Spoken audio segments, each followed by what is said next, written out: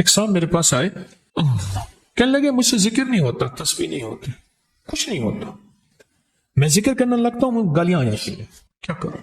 کہا کہ میں دیتا نہیں ہوں، پر منہ پہ زبان پہ گالی جاری ہو جاتی ہے، آپ لفظ پہ غور کیجیے، گالی جاری ہو جاتی ہے، میں دیتا نہیں ہوں، زبان پہ گالی جاری ہو جاتی ہے، کیا کروں؟ کہ ممکن ہے کہ میری زبان پہ ذکر ہو۔ تو میں نے اس سے پوچھا کہ کیا کرتے تھے؟ اس کا کوئی پیشہ ہے مناسب نہیں۔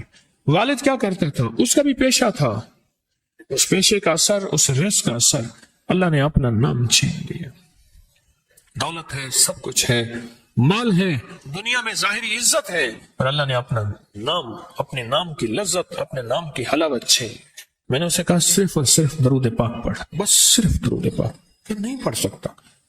میں نے کہا پڑھے گا انشاءاللہ۔ میں نے اسے عرض کیا کہ میرے سامنے 11 دفعہ بیٹھ کے درود پاک پڑھ، جو درود تجھے آتا ہے 11 دفعہ بیٹھ کے پڑھ، درود پاک پڑھ۔ اور 11 دفعہ پڑھا، اس کی زبان پہ نہیں آ رہا تھا، آتا تھا پر زبان پہ نہیں آ رہا تھا۔ اس نے پڑھا پڑھا پڑھا، اور اللہ کے نام کی برکت ہے۔ کیوں؟ میں نے درود کیوں بتایا؟ کہ اللہ کے نام کی برکت ہے کہ درود پاک وہ واحد عمل ہے۔ فرمایا اگر ریاکاری، دکھاوے کی نیت سے بھی پڑھو، اللہ کہتے ہیں قبول ہے۔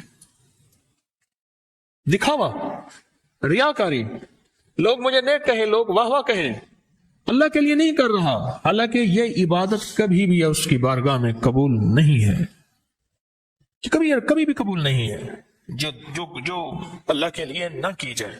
اللہ کہتا ہے نہیں، مجھے اپنے حبیب پہ درود اتنا پسند ہے کہ درود پڑھو اور جس حال میں پڑھو، حالانکہ مومن ریاکار تو ہو ہی نہیں سکتا، جس حال میں پڑھو میں قبول کروں گا۔ میں نے کہا میری دل میں اللہ نے یہ بات ڈالی اسی وقت، اور یہ دلیل کے ساتھ ڈالی۔ میں نے اس کو درود بتایا، اور اللہ کا نظام دیکھیں، اس کی شان کریمی دیکھیں۔ پھر جو اس کی زبان پہ درود جاری ہوا، مجھ سے کہنے لگا کہ میں ہفتے میں 1.25 لاکھ کر لیتا ہوں، ہفتے میں 1.25 لاکھ کر لیتا ہوں۔ ایک دو اس نے مجھے عجیب خواب سنایا، کچھ خواب ایسے ہیں جو یاد رہتے ہیں۔ کہنے لگے میں دیکھا کہ پہاڑ ٹکڑے ہو رہے ہیں، ہر چیز ٹوٹ رہی ہے، اور ایک شور ہے، کوئی گونج ہے، اس کی وجہ سے ہر چیز ختم ہو چکی، اور مجھے کسی نے کہا قیامت آ گئی ہے۔ پریشان ہوں، کہاں جاؤں؟ ان المفر کلا لا وزر الى ربک یومئذ المستقر، کہاں جاؤں؟ آخر کار کہا کہ میرے ساتھ ایک بندہ دوڑتا ہامتا کامتا آیا، اور وہ بھی پریشان تھا۔ میں نے کہا یہ بھی میں اتنا ہے، پوچھا کہاں؟ کہا قیامت آ گئی، کہاں جاؤں؟ بس ہم دونوں پھر ایک طرف دوڑ پڑے۔ آگے دیکھا تو ایک بہت بڑا ترازو ہے، اور مجھے پکڑ کے کہا تیرا نام اعمال ہے، جلدی کر۔ کہا کہ میرے پاس ایک طرف پہاڑ کے پتھر کالے تھے، اور اس میں کوئی کالے جانور تھے، اور کہا یہ سارا تیرا گناہ ہے، سب ہے۔ اور ایک طرف ترازو تھا، اس میں چند ذرے تھے اور کچھ بھی نہیں تھا۔ کہا یہ تیری نیکیاں ہیں۔ کہا میں نے سمجھا بس ختم ہو گیا۔ اللہ پاک جل شانہ کے فرشتے آگے بڑھے، اور کچھ چیزیں اٹھا کے نا ایسے ترازو میں ڈالتے جا رہے تھے جو نظر نہیں آ رہی تھی، پر ایسے محسوس ہو رہا تھا کہ ان کے ڈالنے سے ترازو ایک دم ہلا ہے، کوئی وزنی چیز آئی ہے۔ ابھی بہت سارا باقی تھا کہ ترازو میرا جھک گیا، اور میں جاتو کامیاب ہے۔ میں نے پوچھا یہ کون سا عمل ہے؟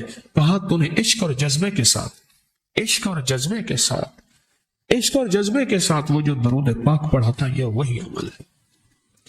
ہمیں قیامت کے دن بندہ جائے گا قبر میں، جب بندہ جائے گا تو وہ بندہ جو ہے پریشان ہوگا، تو اچانک ایک دروازہ کھلے گا، اس میں روشنی آئے گی، اور ایک نیک جوان صالح خوبصورت اس کے ساتھ بیٹھے گا، اور اس کے ہر سوال کا جواب دیا جاتا جائے گا، ہر سوال کا جواب، اور منکر نکیر چلے جائیں گے، اور اس کی قبر میں جنت کی کھڑکیاں کھل جائیں گی، جنت کے دروازے کھل جائیں گے۔ تو پوچھے گا یہ کیا ہے؟ آپ کون ہیں؟ کہا وہ درود ہوں جو دنیا میں تو اٹھتے بیٹھتے سوتے جاگتے پڑھتا تھا، وہ درود۔